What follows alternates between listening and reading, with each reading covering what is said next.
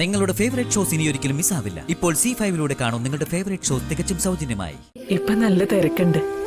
കൊറേ സ്ഥലത്ത് കല്യാണം വിളിക്കാനുള്ളതാ. എടി നീയും പോവാണോ?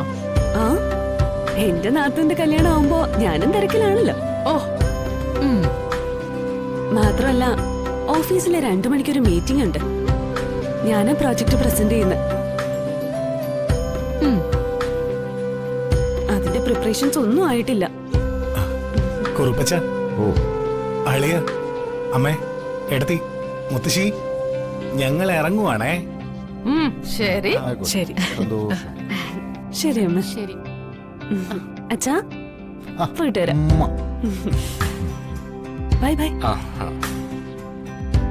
ഇവൻ തനി അച്ചിക്കോന്തൻ തന്നെ.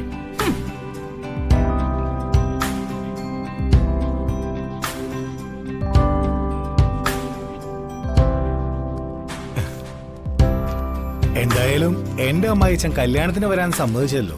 വിക്രമിന്റെ അച്ഛന്റെ സ്ഥാനത്ത് നിന്ന് കല്യാണം നടത്താന്ന് സമ്മതിച്ചല്ലോ. അതാണ് വലിയ കാര്യം. എന്തായാലും അച്ഛന്റെ രാമേശ്വര യാത്ര ഫലം കണ്ടു എന്നർത്ഥം. അയ്യോ, ഓഫീസിൽ എംഡിയാ. എടുക്കെടുക്ക്.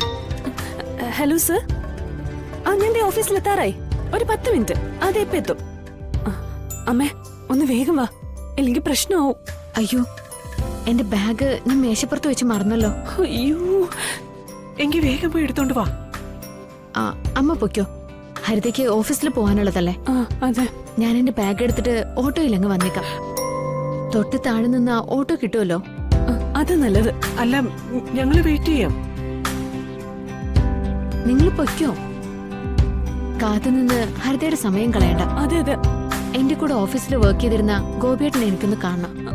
അയ്യോ, ദേ പിന്നെ വിളിക്കുന്നു. ഇങ്ങോട്ട് തന്നെ ഞാൻ സംസാരിക്കാം. എന്നിട്ട് വേണം എന്റെ ജോലിയും കൂടെ പോവാൻ. ശരിയാണോ മോളെ, നിങ്ങൾ പൊയ്ക്കോ, ഞാനൊരു ഓട്ടോ പിടിച്ച് വന്നോളാം. അമ്മ ചെല്ലാം. പെട്ടെന്ന് വാ മനോജ്, വാ വാ.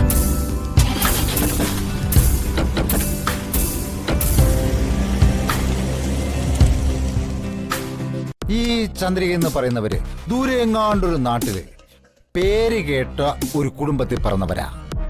കോടീശ്വരി. കാൽ കാശിന് പോക്കില്ലാതെ വായി നോക്കി തെണ്ടിത്തിരിഞ്ഞ് നടന്നവനാണ് അവരെ കെട്ടിയ മാധവൻ. അവൻ ചന്ദ്രികയെ വളച്ചെടുത്തതാണ്.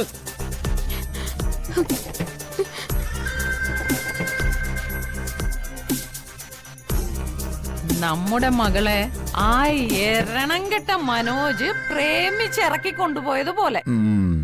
അതെ. നിങ്ങൾ വെറുതെ കേട്ടുകേഴ്വിയും വെച്ചോണ്ട് ഓരോന്ന് തട്ടി മൂളിക്കാതെ. മാധവൻ അത്തരക്കാരനൊന്നും അല്ല. തികഞ്ഞ തറവാടി മാന്യനുവാ. ശരിയാ, തികഞ്ഞ തറവാടികൾ. എടി ഭാര്യ, മാധവന്റെ കുടുംബത്തിന്റെ ബാക്ക് സ്റ്റോറിയെ കുറിച്ച് ഒന്ന് ചിന്തിച്ചിട്ട് നീ താളം വിട്. അതെ, മാധവൻ മായാവിദ്യ പഠിച്ചവനാ. അങ്ങനെ ചന്ദ്രികയെ കൈക്കലാക്കി. എന്നിട്ട് അതേ മായാവിദ്യ മക്കളെയും പഠിപ്പിച്ചു. അങ്ങനെയാ വന്ദന കോടീശ്വരനായ രാജീവിനെയും പാട്ടിലാക്കിയത്. ആ രാജീവ് ഭാഗ്യം ചെയ്തവനായതുകൊണ്ട് അവൻ ചത്തുമലച്ചു.